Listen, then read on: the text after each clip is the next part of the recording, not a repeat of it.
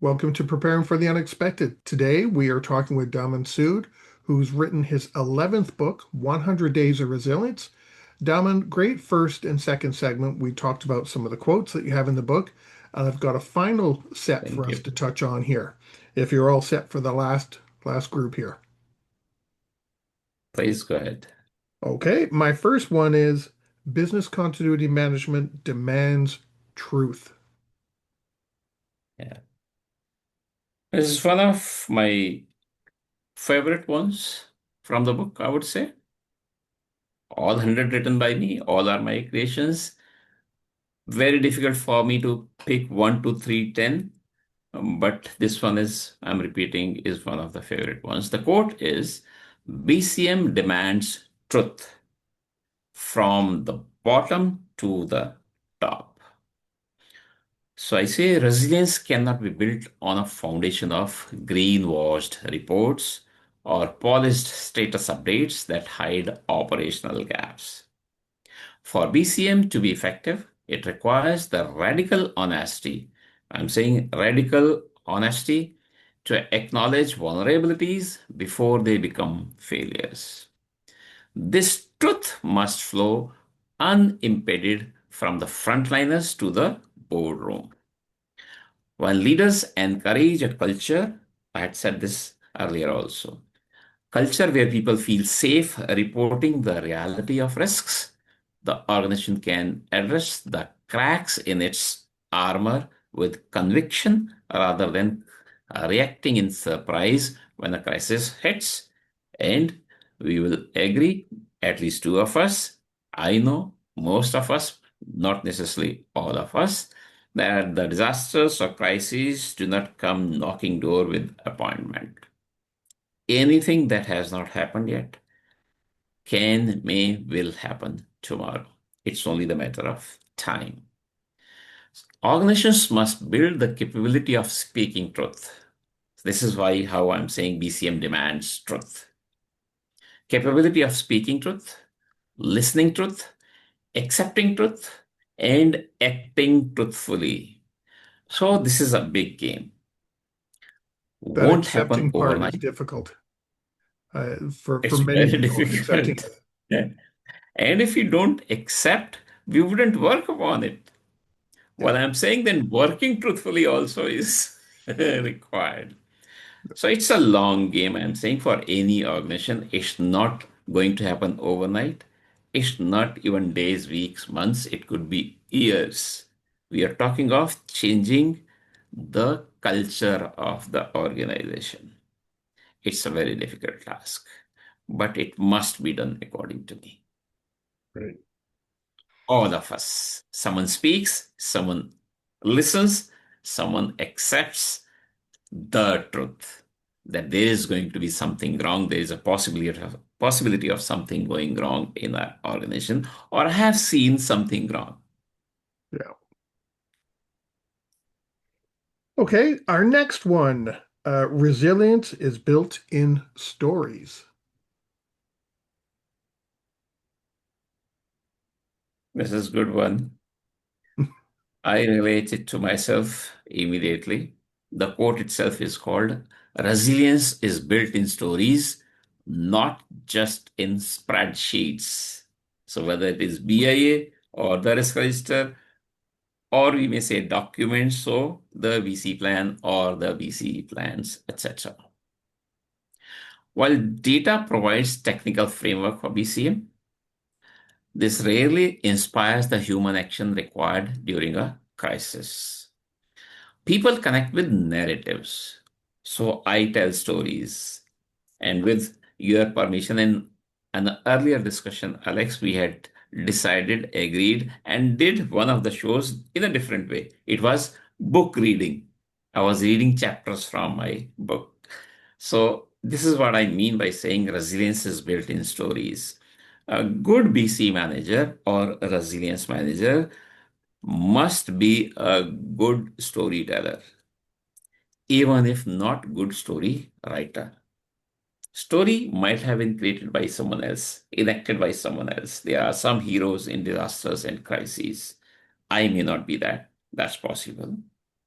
That it is written by my communications team. They are expert in writing good communication, but I should be able to narrate this story well to my audience, who may be the coordinators, who may be other interested parties, including the top management, customers, and citizens. So I say by weaving these experiences, whatever good, bad, ugly experiences happening in disaster management, crisis management, into the corporate memory. This is very important once again. Very carefully picked up, written. Corporate memory. You build a resilient identity that no technical manual can replace. A live case once again. One of the clients recently told me that they did better than their competitors during COVID-19 pandemic. And look at the numbers. While the rest of the industry took 19 days for initial actions or recovery, they took only 2 days. Now, these numbers 2 and 19 are far apart. This is excellent, beyond comparison. But this has remained in the corridors only. There is no case or case study available even in internally. I told them this could be, should be, must be a global case study, but they have not documented even now. I've been talking to them at least for last 4 months now. And they still don't want Without to share the stories, story. resilience will not be built or will not be sustained. Yes, sorry, I missed you.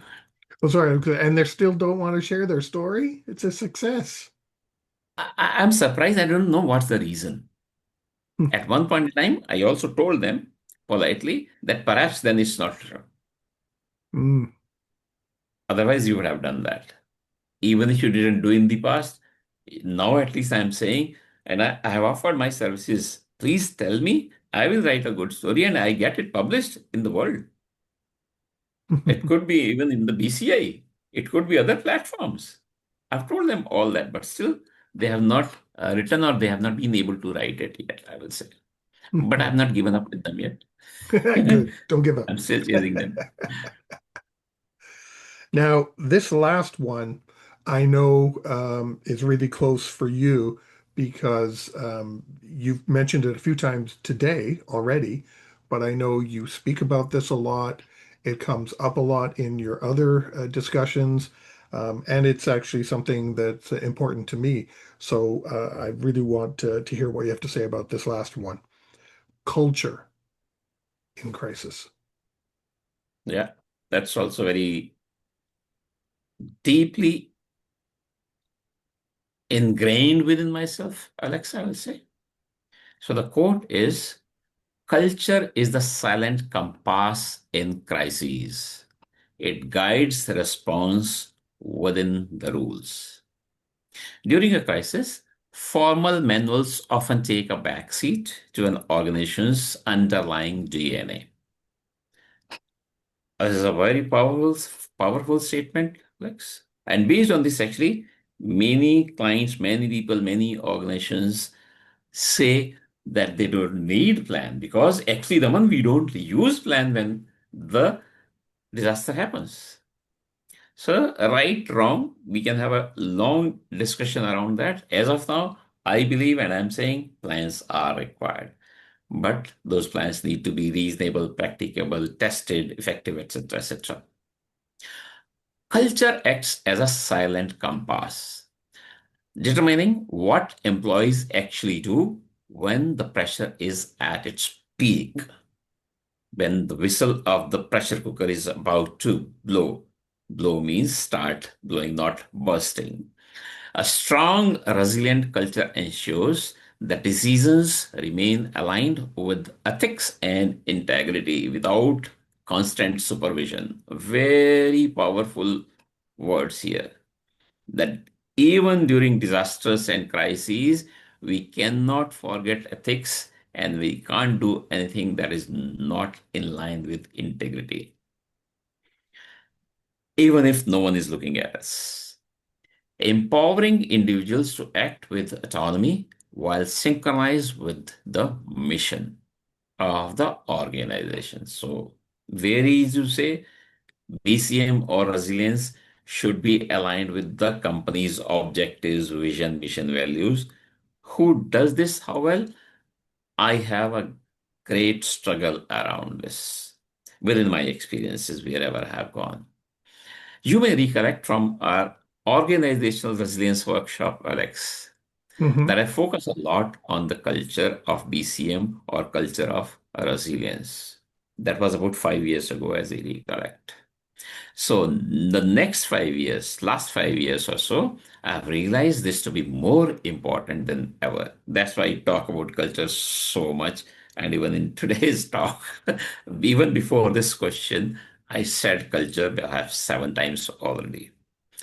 Today, I say I can create a BC plan for any organization in 7 days. Just give me 7 days.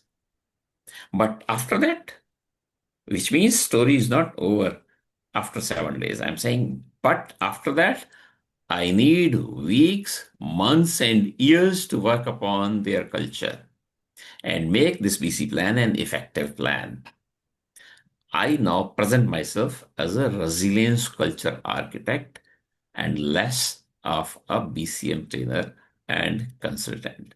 So, this is how I'm putting importance to culture of the organization, BCM culture or resilience culture. That's why I left it for the end because I knew it would be a I good like way that. to Yes. end. And Yes. This is not the last chapter in the book, but yeah, Alex, you picked it up to be last. Yes. I yeah, liked it. Yeah. yeah, I definitely want.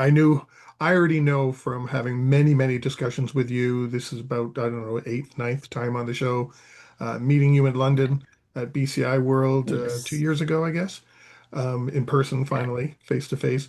I know culture is a big thing for you, as it should be, and rightly so. It should be for I many, mean, yes. So Yes. I agree. I that's why I purposely left that to the end because I wanted to hear what you had to say. Well, we're coming to the end of the show. Could you take a minute or two and maybe share any final thoughts you have? Maybe something that's in the book or something in general that you wanted to convey from your latest book? Okay. Thank you very much. So I'll repeat once again that I wrote the quotes, first 100 quotes, and then exploded each into one page explanation. So this is not a textbook. I'm not giving any formulas there. This is most likely a guide or a mentor walking with you with hand in hand. As I said, you may be spending, the reader may be spending more than a day on each chapter. It could be weeks, months also, because it's not just to be read 200 words in a chapter, in a page, on a page, but it is to be imbibed. So we need to live by these, and your way of doing it may be different from my way. You will explore it. By reading, you're just understanding the concept. After that, you will do it in your own way. That's why it may take longer than a day or a week for different people. One size doesn't fit all. So this is what the book is. One of the quotes, which is actually is a multiple quotes, is about communication. So, like culture, I talk a lot about communication also. That communication is important during BAU, business as usual. When we are happy, healthy, there is no crisis or disaster, or BCM has not been invoked. But its importance increases manifold during crises. And looking at what has happening in the world for last 1 month, I'm not sure whether this is crisis, whether people are calling it a crisis. I still say this is the global scenario, the geopolitical scenario globally, and a lot of communication, wrong communication or improper communication has been happening. Long ago, during COVID-19 pandemic, I had invented my thermometer for effective communication. That still works.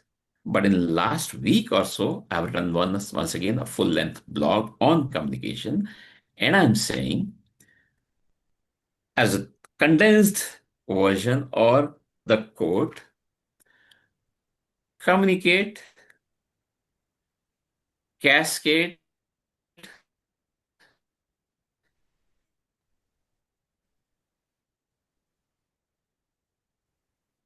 consume. Aid carefully and responsibly. Do this, the world will be great. On that, we'll end the show. I think that's the perfect way to end it. Daman, thank you so much, and congratulations on the book. Number 11. I'm sure number 12 Thank you probably very much, isn't that far Alex. behind. Thanks for writing the forward also. My pleasure. Thank you for asking. It was I'm quite really the honor. honored. So thank you again. Thank you very much. Take care, and everyone stay prepared, everybody. Thank you. Bye bye.